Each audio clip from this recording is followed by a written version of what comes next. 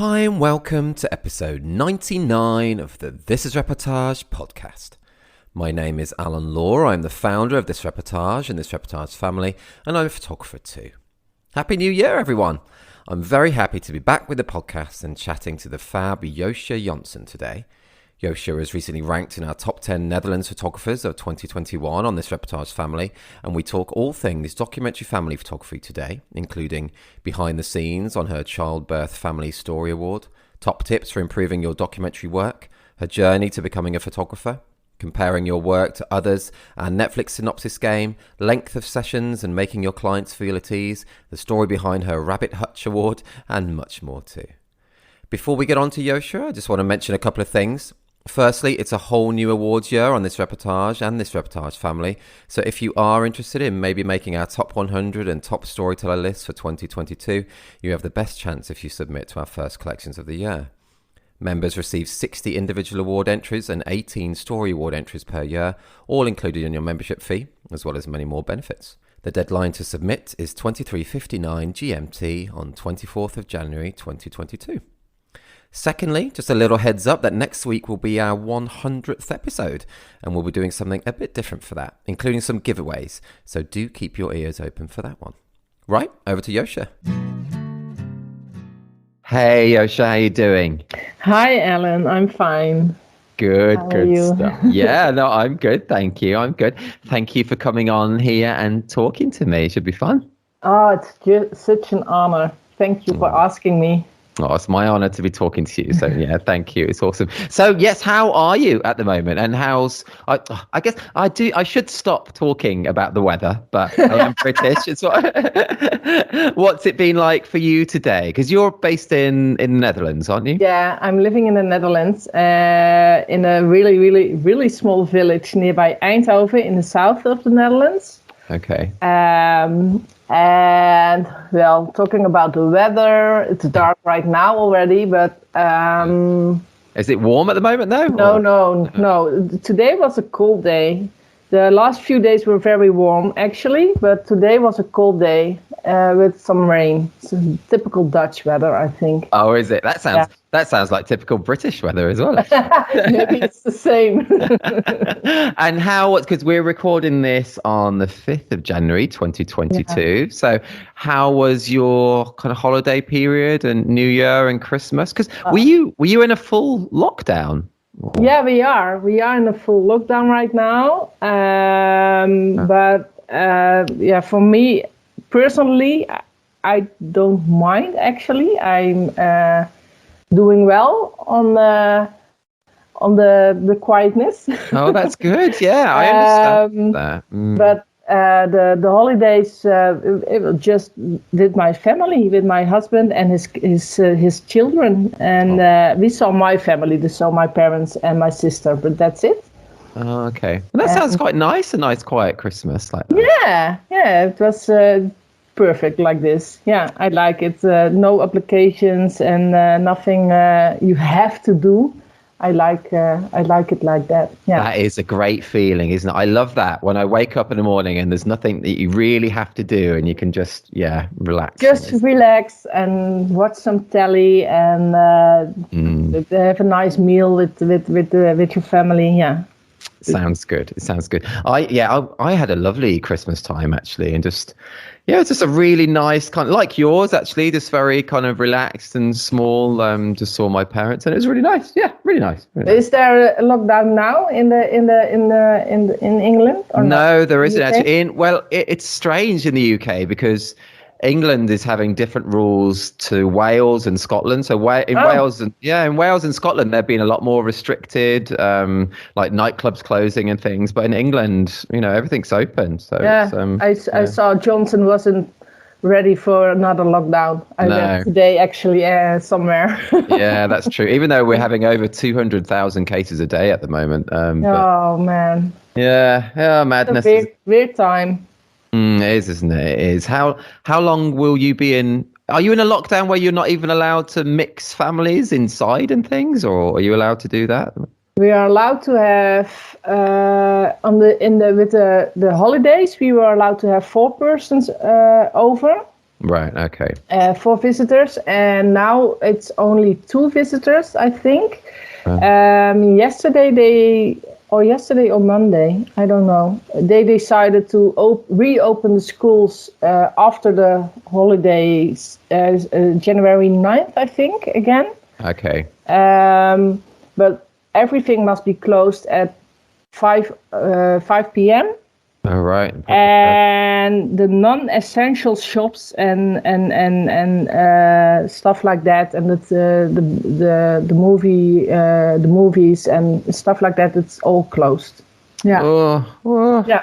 It's I just didn't think we'd be back in this position again. Really, I just didn't with the vaccines and everything. But anyway, I am not a medical expert. But I'm, so it's just mad, isn't it? It's just mad. It's just mad still. And it's ongoing. Yeah, it is, isn't it? How was it in general for you? When the pandemic hit in 2020, what was 2020 like for you? And your business and photography wise, as well as your personal life, how was it? Well, maybe it's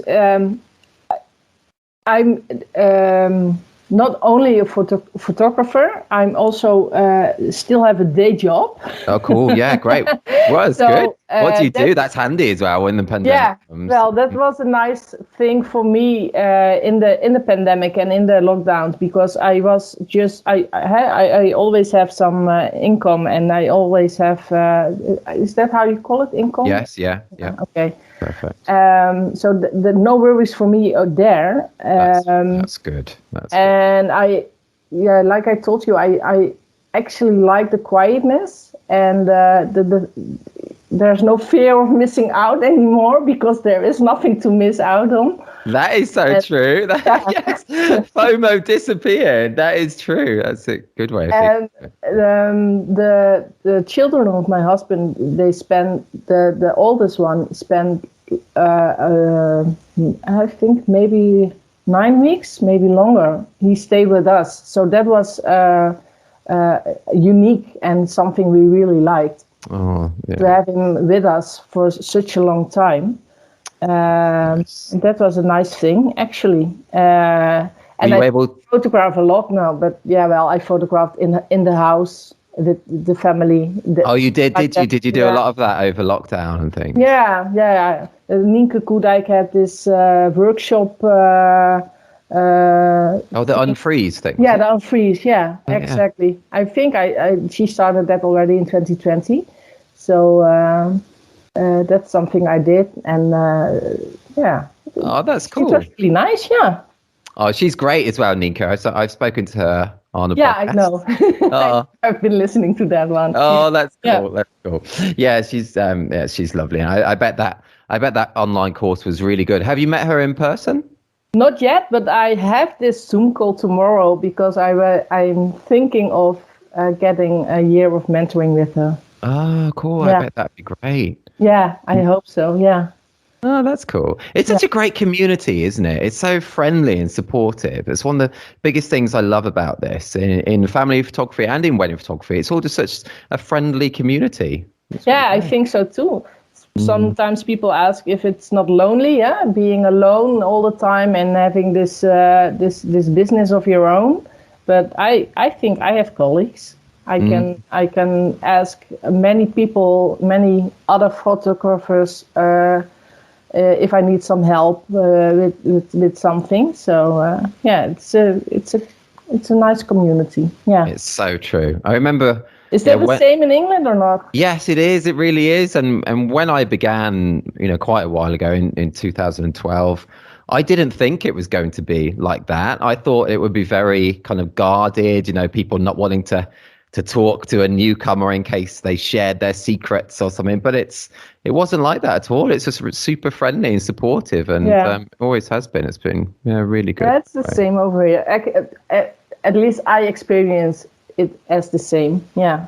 Oh, that's great. That's good to hear. So Joosje, you were recently in our top 10 Netherlands photographers of 2021. Yeah. So I just wanted to say a massive congrats for that, because it's awesome. You. Was that fun to find out you're in that top 10? Yeah, of course. It's such an honor, and it's a nice way to get the well, the recognition, something like that. It's always nice to get recognized for your work. So and I know the other photographers who how do you call it, deelnemen, compete also. Or, yeah. Participate also. Yeah. Oh yeah, that's cool. Yeah. I have Google. Your English is so good. It's such a great vocabulary. It's like better than my English. I have Google Translate standby. Well, that is handy. But I know some of them, of course, and I know how great they are. And for me, it's still a bit weird or a bit. I still have to get used to the idea that I'm a photographer. So getting in the top 10 in this Reportage family is a big deal. Yeah. That's really cool. And it's super deserved as well. Your work is great. And I get that with you saying you still have to come to terms with the idea that you're a photographer. And I still feel like that. I really do. But I think that a lot of photographers have the same feeling. Yeah, it's true. Why is that, do you think? Why? There's some insecurity, I think. And maybe some of us, I do. I don't want to, but I do compare my work with the work of other people. And sure. Yeah, you always see your own biggest critic. Yeah, that's perfect. Yeah. That is so true, isn't it? That comparing thing is such a thing. I remember, especially when I began for the first few years, it was a real roller coaster for me looking at other people's work. It would sometimes make me feel totally down, and sometimes a lot of times it would inspire me as well. But yeah, other times it would make me feel quite insecure. And it's a great way to get inspired and to see what you can learn from the work of other people, of course. But it's also very important, of course, to not get insecure or to have the feeling that you're not good enough or stuff like that. Totally. Yeah, totally. How do you stop those feelings, though? I mean, how do you stop? I don't think you never stop those feelings. No, actually. It's true, isn't it? Actually, for me, I can't stop those feelings. I'm 42 years old, right? And I think I will have those feelings the rest of my life.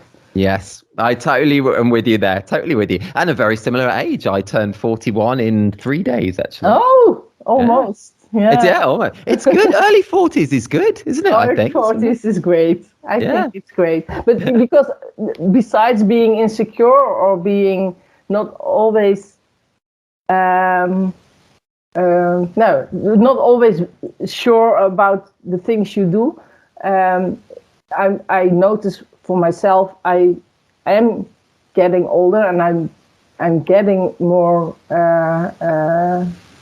How do you call it? Happy with the things I make and the work I create. So that's cool. the other side. Do you think is that just kind of overall?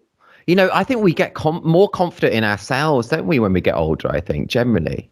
Well, that's what I experience. Yeah, that's true, isn't it? Yeah, that is a really good thing actually about getting older, as we are. Yeah, as old as we are. Yeah. Although I had my 40th birthday in lockdown, and I don't think that counts. I think if it was in lockdown, you're going to be 40 second time. Yes, I think so. Yeah.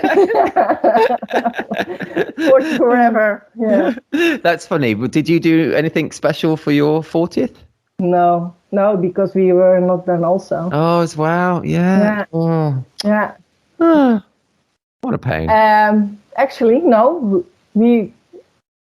I'm lying. because I was turning 41 in lockdown. I was turning 40. Oh, I can't remember even more. I think that's the age.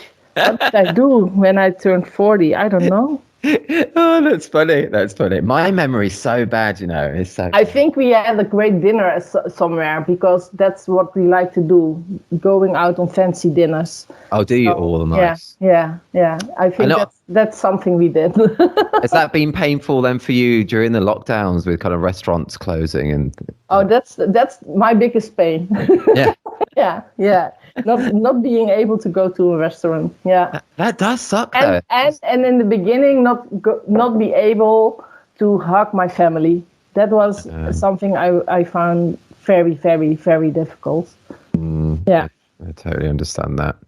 Yeah, that was a big deal. My one of my sisters, I have many sisters, she traveled down during, the height of the pandemic, really, and she wrapped herself in cling film, like head to toe. Oh, yeah. So she could hug my mother, her mom as well. Obviously. Yeah. It's funny time. Yeah, you see images of that from happening at weddings and things. Do you shoot weddings as well? Do you? Yeah, I do shoot weddings as well. Did you see any cling filmed hugs? No, not me. No, we did have some COVID weddings where people had to stay had to distance Well, like socially distanced. We had the weddings where they had to keep a distance from each other, but that's it.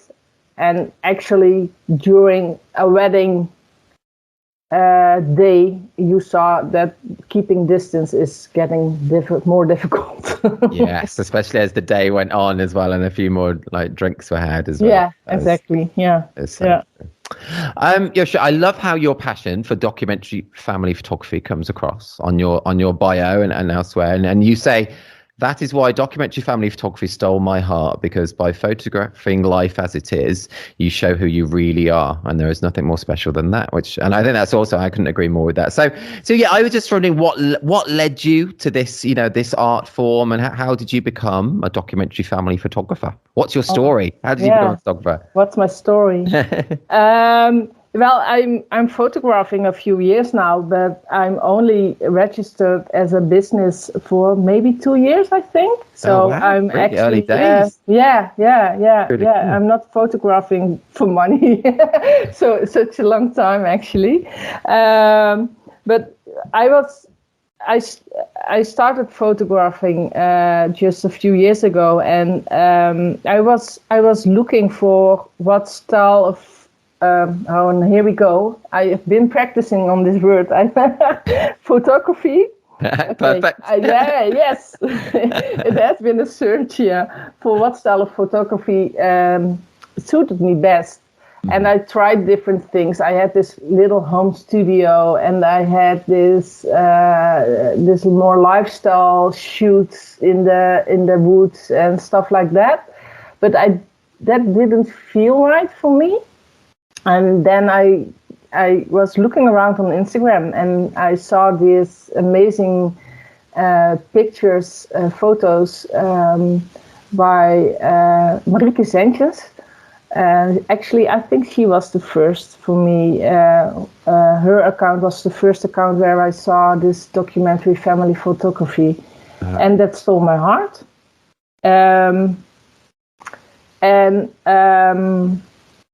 What had led you to pick up the camera in the first place? Had you always been into photography when you were younger, as a kid, or? No, but my father had this dark room when we were younger. Oh, so we cool. had this. He developed his own film and his own photos. So I have a shitload of photo albums with all these pictures of me being a child. Oh, that's special. Yeah, that's very special, and I think that's the reason. And I'm always looking for some creative way to express myself. Mm-hmm. So I've been dancing a lot, and I've been playing toneelspelen. Wait, I have to look that up. It's so stupid, I don't know. Stage acting. Oh, cool. Acting. Dancing and acting. Oh, wow. Yeah, cool, I've been dancing and acting, and that didn't work out at all. So that's why just a few years ago, I think maybe I was like 30. Yeah, I think maybe I was 30, something like that. So 26, maybe younger. 26 when I bought my own first camera.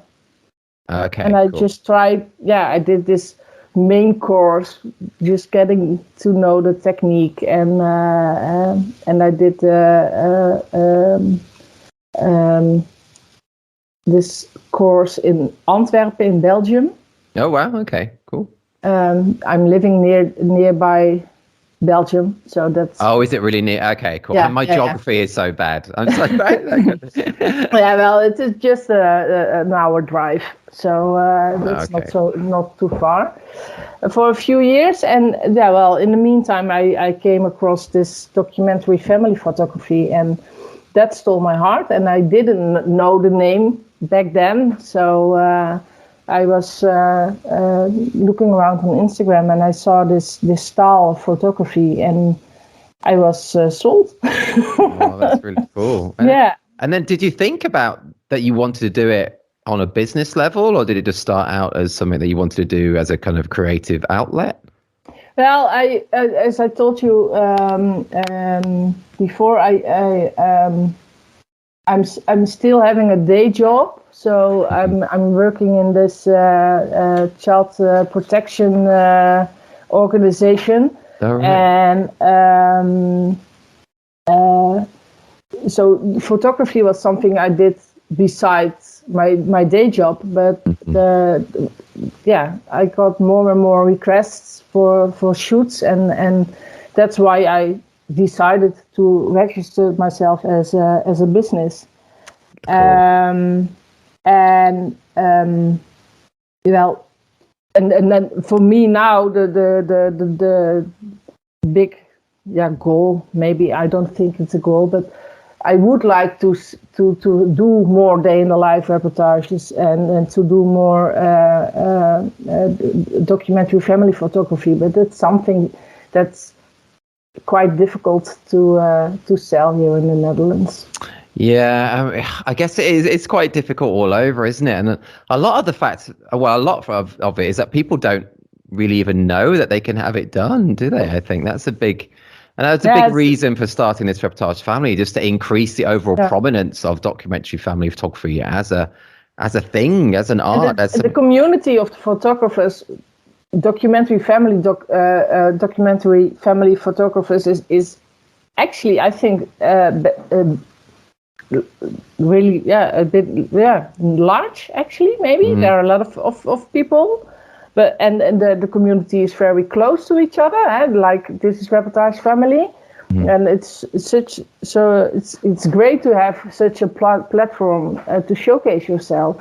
But the families have to see it also. Yes, that's true, and that is such a major thing. I still need to have, I still haven't had my family really photographed properly. No, I heard you already telling that to Marieke Zwartscholte also. Yes. Yeah. Oh, you say her name a lot better than I did. So you didn't do it? No. I know I haven't. No, part of it is lockdowns and things. I can blame the pandemic on that, I think. But I guess I just need to do it. I need to do it. I've never really been on that other side of the camera much, Well, I only been once. Have you once? And what was it like? Did you enjoy it? Yeah, this was a change out with another photographer. I photographed her family, and she photographed my family. Yeah. And actually, it was great to have this done and to experience it from the other side. Yeah. Were you watching her the whole time, like checking on her? No, you weren't. I was afraid I would, and she was my mentor at the time, so that was also very difficult because when I had to photograph her, it was a bit nerve-wracking for me because she was my mentor. Yeah, I find that really scary. Yeah, it's really scary. But did you enjoy photographing her family as well then? Was that? Yeah, of course. Yeah, I like almost every shoot or photograph, family shoot. How do you call it in English? A reportage? Or? Yeah, we don't use that word for a shoot, actually. No, so we just generally use a shoot, or a day in the life session, or a shoot. It's cool how you do use the word reportage as a noun. I think over we call it a reportage. So yeah. That's very cool. I like that. Obviously, I like that word. So yeah, I think that's really cool. I like the way you said then that you've enjoyed almost every reportage that you've done. Has there been one that you've not enjoyed then? Yeah. That's normal. I really don't like the to do the post shoots. So more lifestyle shoots, I really don't like to do them anymore. But sometimes for friends, I make this exception. Sure. And there has been, I think, maybe a wedding or two I didn't enjoy only one actually. I didn't enjoy that as much as I would have liked. That more kind of posing, like wedding? Then was it less documentary or? No, well, I'm not. I'm trying to photograph the weddings more documentary, but most of the time they also want this post thing in the middle right, of sure. the day.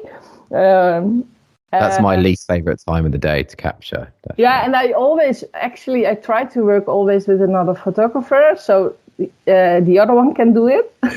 That's a good idea. Yeah.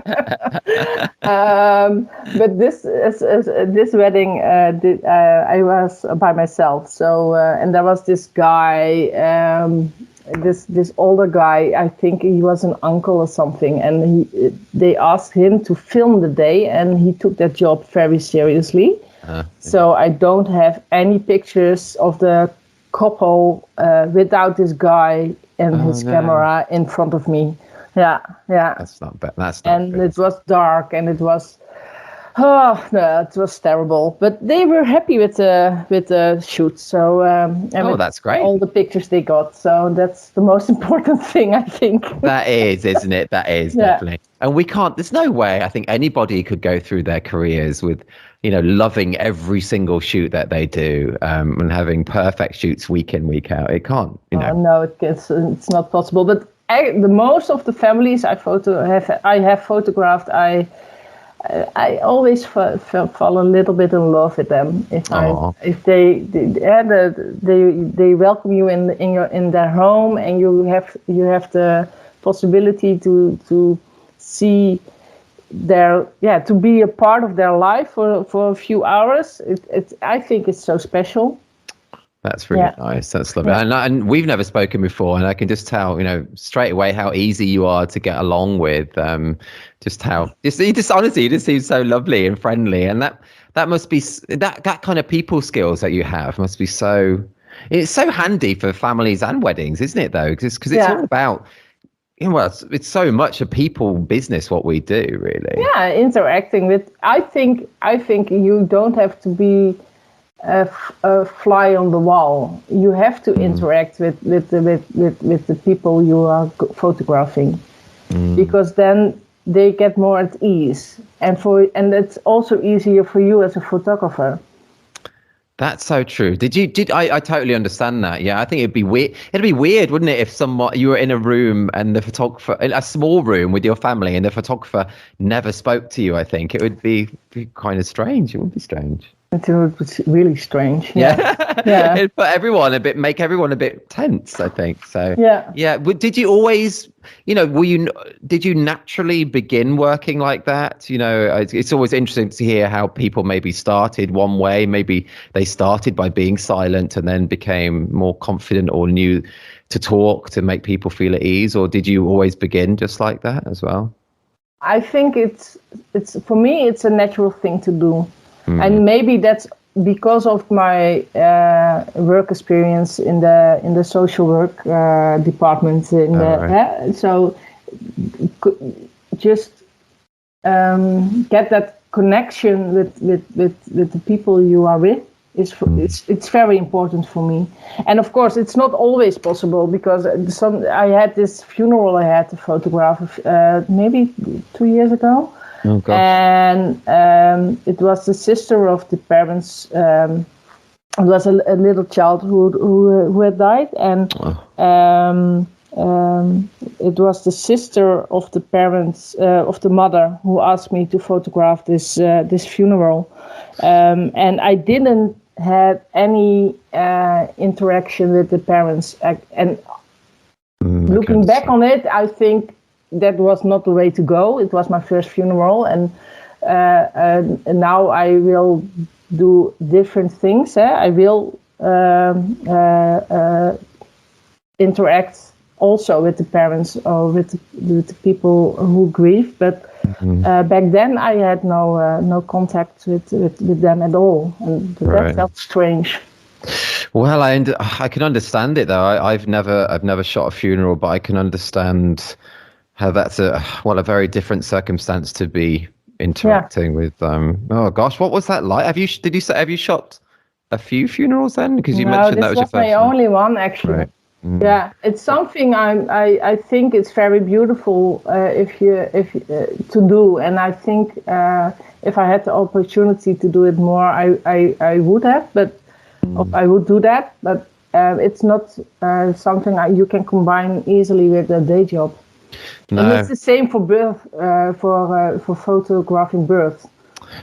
Definitely, yeah. You've got to be on call like 24/7 around a certain time, and exactly. I was going to ask you about that because you recently won a Family Story Award. I can't even say the phrase. A Family Story Award with a childbirth story. It's so good. It's just so powerful and emotive. Can you tell us more about that? What was that experience like? And I've never shot a birth. I'd love to, but what was it like? It was my first birth and the only one I photographed, and I fell in love with this genre actually. Was it someone that you knew, or was it a friend? Yeah. And that, for me, that was something that made it easier because I work during the day, and sometimes I have to be in court or something, and you can't tell the judge, oh, I'm sorry, but there's a birth going on and I have to go.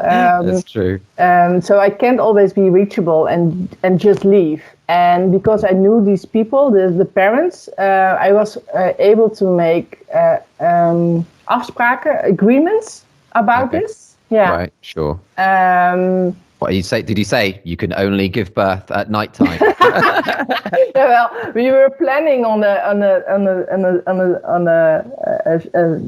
stick date. Is that a way to say it? So okay, let's make sure that the baby will come on this date, and at that time there's no problem.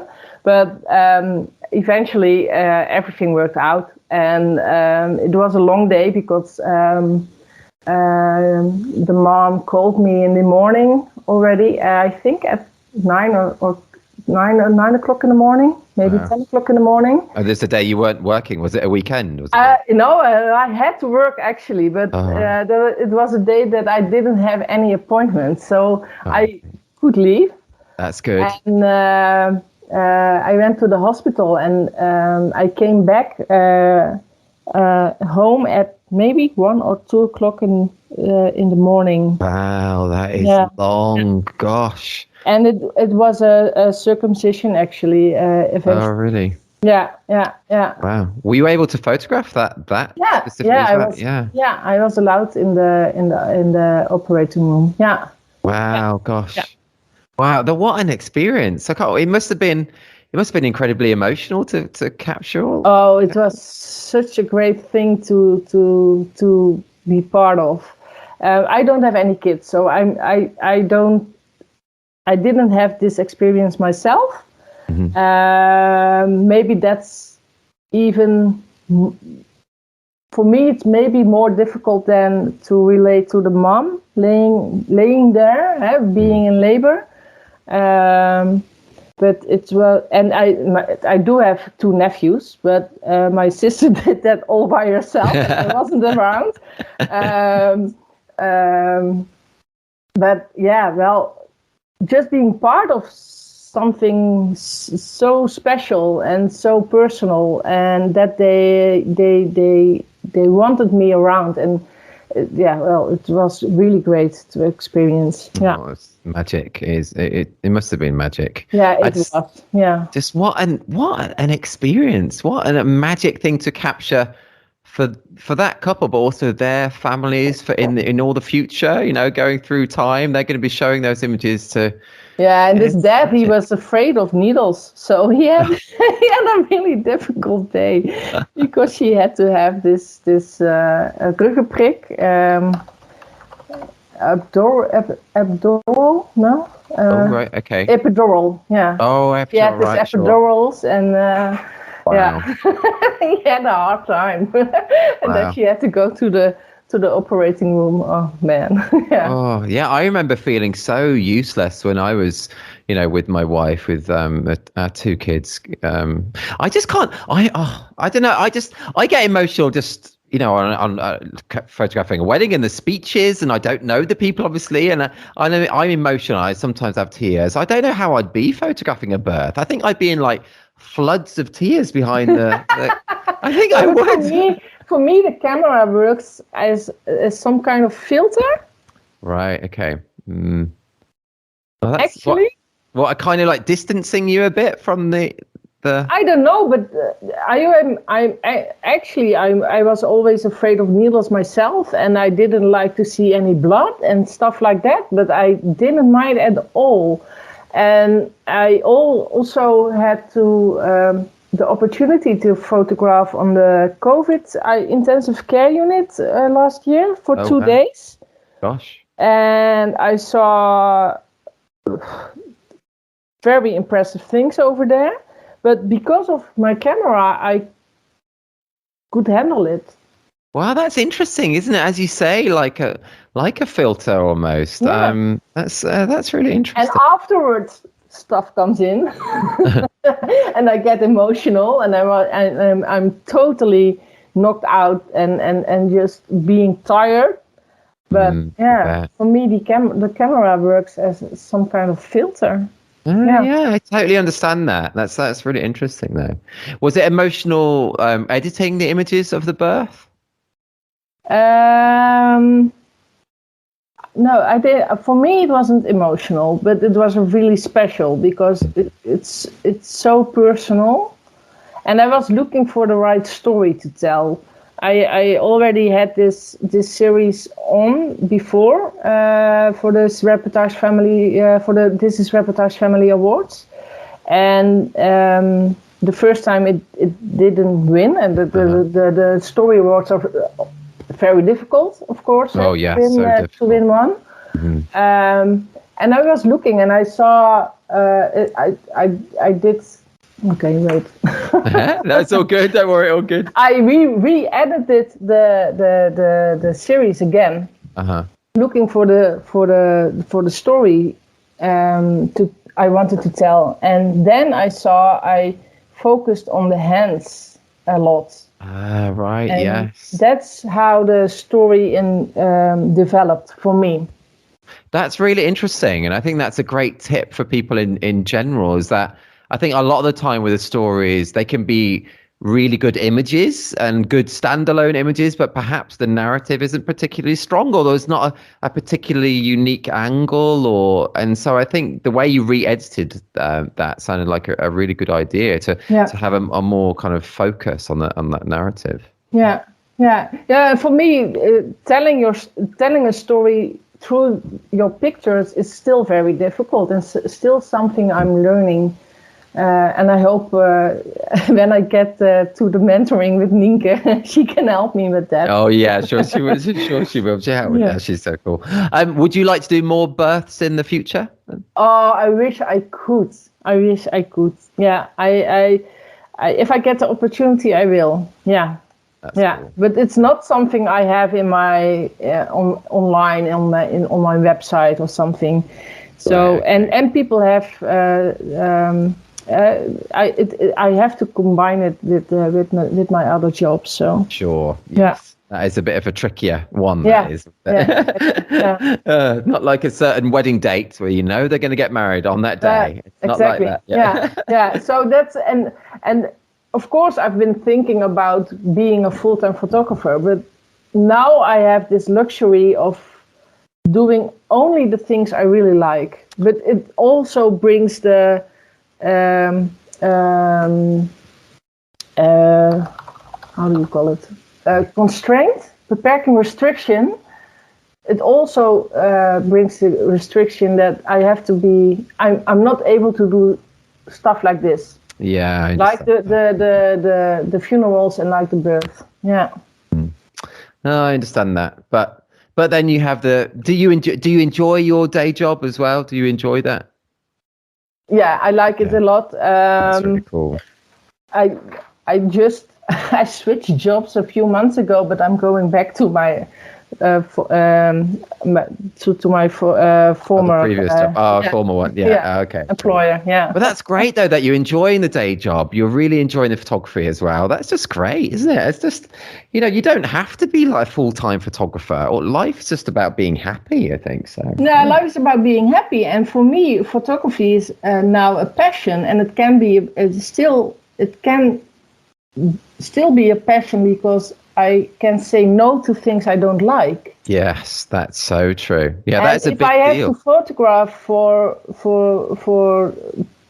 paying the rent and make sure that I have electricity and stuff like that, then you have a totally different way of looking at the assignment you get. That's so true. I hear from loads of people over the years. So people have gone full time and falling out of love with it because they feel like they have to take on every client, even if they're not their type of client. They have to take on every shoot, and they just start hating what they initially, loved as a creative outlet or whatever reason they love photography. So I totally understand that. Yeah. I totally understand that.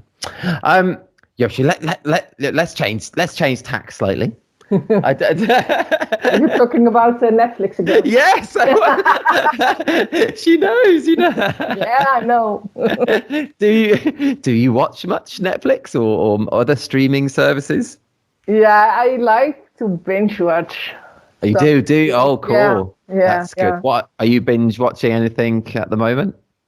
At the moment, not really. We do have this Dutch-Belgium series on Netflix right now. Undercover, it's called.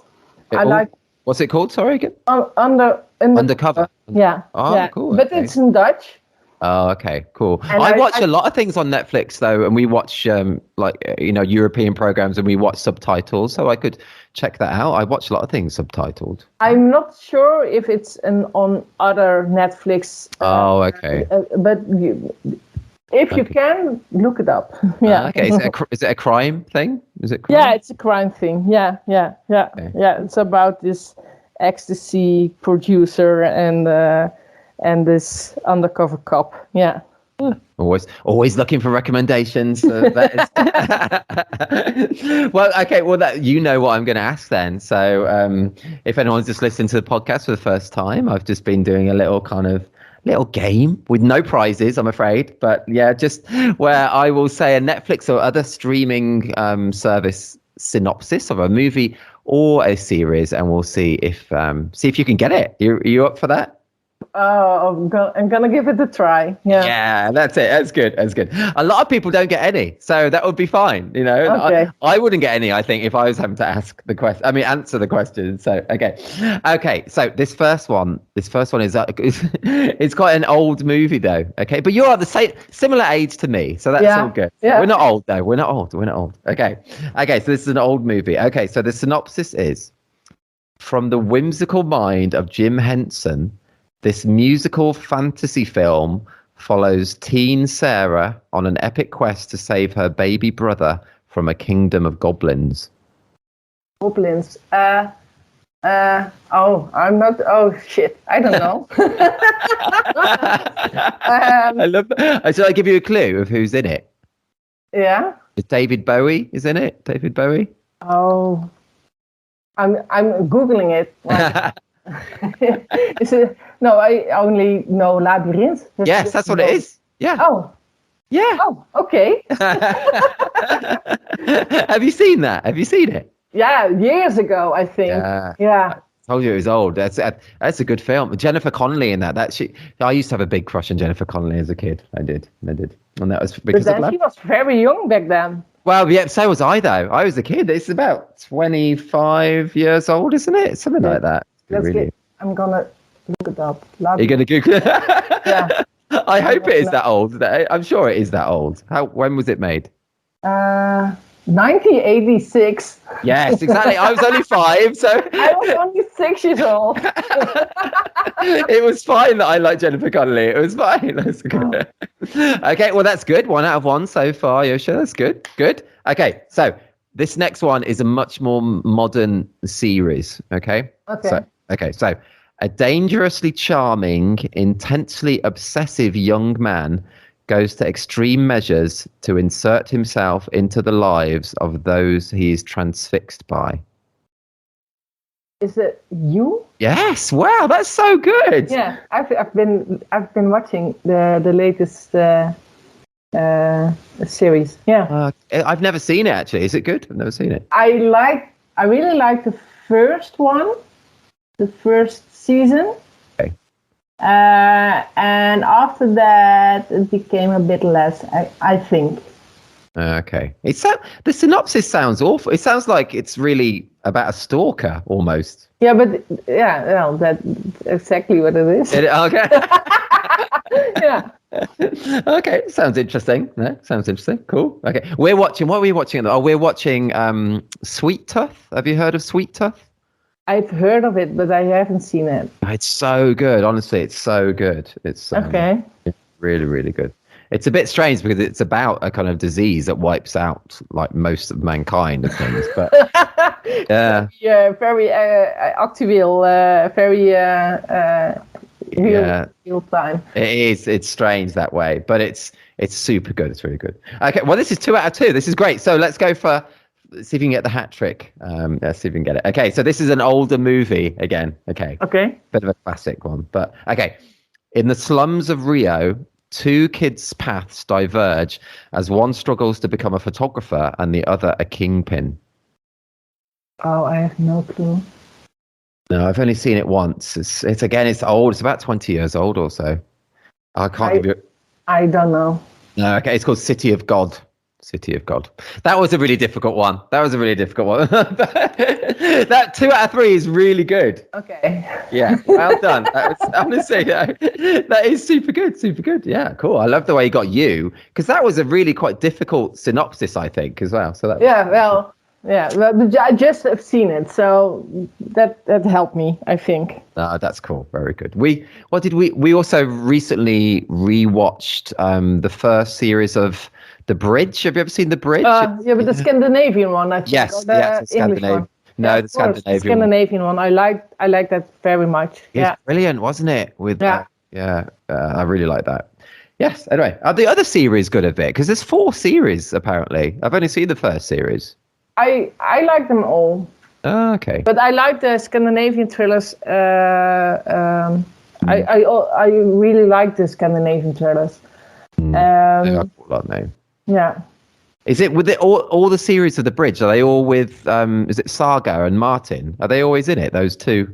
I don't know actually. No. I'm not sure anymore. No. Anyway, okay, cool. Let's sidetrack. Anyway, let's go back to your photography. And one of my favourite Reportage family awards of yours is your child in what looks like a chicken coop shop. Yeah, it's this boy in the they held rabbits in it. Oh, a rabbit. Oh, okay, rabbit-hutch, not a chicken coop. A rabbit. Yeah. That's so funny. But yeah, that's such a great image. Can you tell us a bit more about that? Oh man. This is a family I've been photographing a couple of times, and we started the post shoots, and after that she wanted me for the day in the life shoot. Okay. So, and this was my, I think this was maybe, I'm not sure, because we had to split it up, because the first time I came over, I hurt my ankle so bad. The mom of the family had to drive me home in my car. Oh no! Oh. And then my husband had to drive her back again. And the same evening we had to go to the hospital. Oh, but what did you do? Just trip up? Yeah, we went to the playground and I just tripped. Oh. Yeah, I had the camera in my hand. It was still in one piece. Oh, that's good. But your ankle wasn't in one piece. Wasn't anymore. No. Oh no! Did you like tear a ligament or something, or you didn't break an ankle? Did you tear a ligament in it, like, or did you break it? I think I did, but I'm not sure what that means. Yeah, sorry. It's painful. I know. I've done it. I've done it 3 times. Ligament, is it? Ankle band. Ankle band. Yeah, I'm not sure. No, but it sounds painful anyway. I've done it a few times in my life. Yeah. Oh, it was horrible. But the shoot itself was very, very nice until that point. So I had to come back for a second time to finish the shoot. And I think the photo was made a second time. Okay. And he and his he was helping his mom cleaning out the rabbit cage. Oh yeah. And he was crawling into it. Yeah, well, an opportunity you can let go as a photographer. No, that's so true. It's great to see that opportunity though as well. It's so cool and down on his level, and it's such a funny image. It's he was sitting there for a while, so he was making it very easy for me. Yeah. Oh, that's cool. That's cool. I love to hear stories behind images like that. I think that's cool. So if anyone's listening now, do head to thisreportage.com or thisreportagefamily.com, and I'll include that image that she just spoke about. I'll include the Birth Family Story Award as well, actually. So people should look at that. It's such good work. It's so good, so powerful.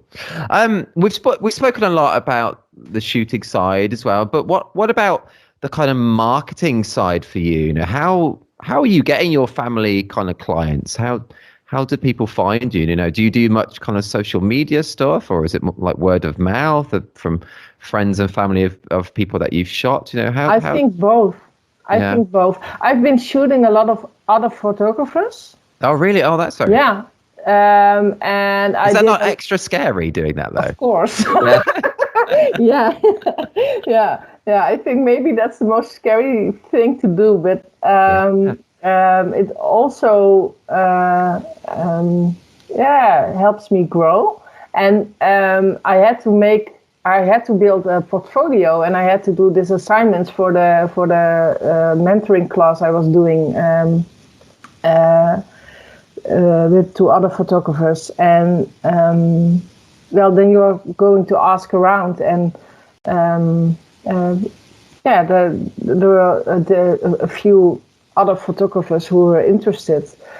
So I'm looking at the awards on the side of, maybe there's another photographer winning another photo in it with a photographer. Oh, right. The one with the little baby in it where he has his first bite. That's another photographer.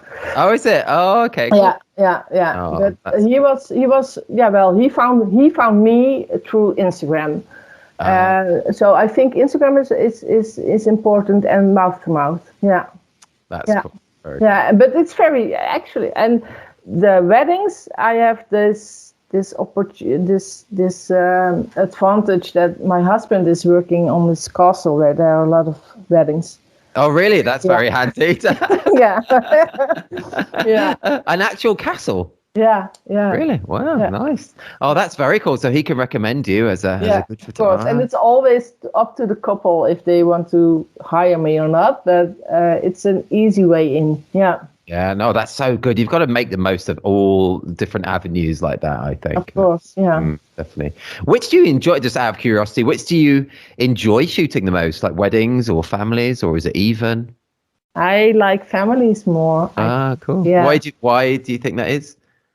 I feel like there's more room for spontaneity? Yeah. Like that. No, that's cool. A similar sounding word, I think. Yeah. And it really feels like you are a part of their lives for this brief moment. That's cool. And I really like that. But on the other hand, being part of a big day like a wedding is also very special. and most of the time people are very happy, and there's a lot of love, and also, of course, unexpected moments where you can anticipate on. So that's true. We're lucky that we do both, I guess. Oh, it is so true. They are both. Yeah, really. Yeah, it's both. I like both. That's good. Now for me, it's this challenge to do the weddings more documentary style. Yeah. Cool. Yeah. As we were saying earlier, that is, so I shoot 99% of the day in a documentary way, but I still do some kind of couple time photos if they want that. Of course, I never pressure them to. And that is my least favorite part of the day, because it feels like it's a time where the photographers, should be in charge more and whatnot. And I don't like that. I just don't like it. So yeah, I don't like posing people and telling them what to do. Yeah, and that's why the documentary photography is for me is the best way to photograph. I totally with you there. Totally with you. Do you get nervous shooting families and weddings, or both, or do you not get nervous at all? Or? Always. Yeah. Yeah, always. Yeah, because people are expecting beautiful pictures. They hire you because they like what you make, and I always hope that I can satisfy them on that point. And but I also want to make pictures I like myself. Yeah, that's so true. So that's a big deal, isn't it, as well? I mean, it's obviously it's a big deal to create images that your clients are going to like, but you're so right in that we want to create images that we love as well, because the images we love are the ones that our clients generally love as well, because that's why they've chosen you. You're showing the work that you love. Yeah, of course. That really makes sense. The whole nerves thing, I think, is very interesting. I do talk about nerves quite a bit on the podcast, but I think it's quite. I always get nervous, as I've said before, but I think it's quite good that other people can hear how. I think a lot of people can go through their photography life thinking that it's just them that gets nervous. So I think it's good for people to hear that other people get nervous too. But it's like auditioning or something. You only have. Day in the life is a bit different, because when you miss a moment over there, it doesn't have to be a big deal. But if you miss a moment on a wedding day, I guess so. Not so nice. Yeah. So it always feels like some kind of an audition or an exam or something. You have to be right, and you have to be accurate, and you have to be there on the right time and in the right place. And you're making me more nervous now. But that's also the challenge, isn't it? That's true, isn't it? Yeah, that is true. It is the challenge. We must enjoy that challenge, to put ourselves through it. We must enjoy that. And then afterwards, when you put the reportage or the shoot together, I always go through different stages. I always get the stomach pain, and I always get nauseous, and I always are yelling at myself when I see the pictures I make. And then at the end, when everything comes together and the people I make the pictures for are happy and I'm happy, and then I'm just happy. That's so true. I so get that. It's a journey afterwards, isn't it? Yeah. Like when you're culling and you're looking, well, I'm just talking about me. When I'm looking at all the awful images that I've taken, I take a lot of awful images. I can feel, but then once I've made my selections and started to edit them, I can feel like, well, I'm okay. Okay. Yeah, it's exactly the same with me. Yeah. For your family shoots, do you have like a minimum amount of time that you will spend with a family? Do you recommend that you spend longer with them? Do you educate them in that way, of like that longer shoots generally get better results and things, or how do you work in that way? I had this package on my website starting with 2 hours, but I noticed that 2 hours was actually really short, because people need the time to get used to you being around. So and you want to get the family. You want to get to know the family you are shooting. So I'm now starting with 3 hours. Okay, cool. Yeah. That sounds good. Do you like send out? Because we spoke about how getting that connection is so important. Do you find out about your family beforehand by, I don't know, like sending them questionnaires or anything, or no, I don't. No? I don't work like that. But I give them the opportunity to get to know each other through Zoom.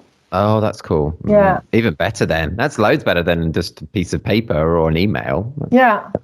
Yeah, but I know there are people working with questionnaires, and maybe that's also a good thing to know, to get to know the people you are photographing. But I really like the personal contact, and driving over every time it's not possible. So, yeah, lang leven Zoom. Yes, cool. Yes. Yeah. That's one thing again with the pandemic. Everyone's got very used to using Zoom. Yeah. We're old school doing this podcast. I think people, we're using Skype to record this. A lot of people are like, what is Skype? Or I haven't used Skype since like 2004 or something. I had to reinstall it, Bill. Yeah. I know. I don't know why. I think because I started using it, like researching into podcast audio captures, but anyway, and so I've just stuck with it because I know how to do it now. So yeah, all good. Joosje, I've just looked down. We've spoken for an hour already, and that has gone really, really quickly. Yeah, it's flown by. Thank you for talking to me. It's been so fun. Really enjoyed it. You're very, very easy to talk to. It's great. Thank you so much. I was so nervous, but you were right. It's just a nice chat. Oh yeah, it's true, isn't it? And I was nervous as well, but yes, it is just a nice chat. It's cool. So okay, we've just got time for one more question. Of course, yeah. Okay, so I like this. I like this one. Do feel free to take any time to think if you want to. So, but what would be your top tips to help someone become better at the documentary side of family photography? So if they wanted to be a better family documentary photographer, what would be your advice? Oh, I think I notice for myself, I still can be sometimes all over the place.